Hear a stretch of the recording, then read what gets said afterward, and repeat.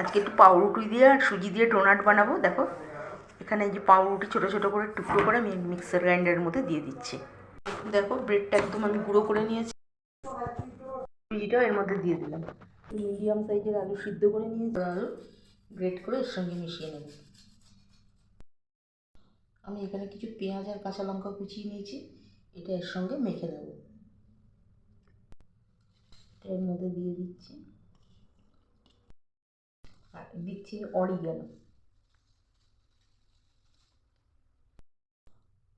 সামান্য পরিমাণ এখানে চিনি দিয়ে দিই। এবার এটা ভালো করে মেখে নেব। থালাটা একটু ছোটো হয়ে গেছে, এবার অন্য একটা বাটিতে এটা ট্রান্সফার করে নেব। একদম মাখাটা কমপ্লিট হয়ে গেছে। এবার আমি ডোনাটের আকারে শেপ দেব।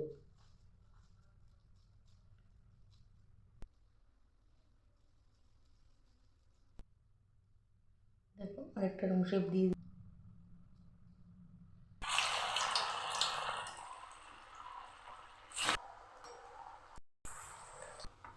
ওগুলো ভাজা হয়ে গেছে। দেখ ফ্রাইগুলো হয়ে গেছে কমপ্লিট, বড়া ভাজা কমপ্লিট।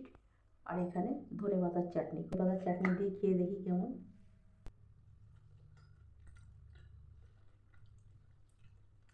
খুব ভালো হয়েছে।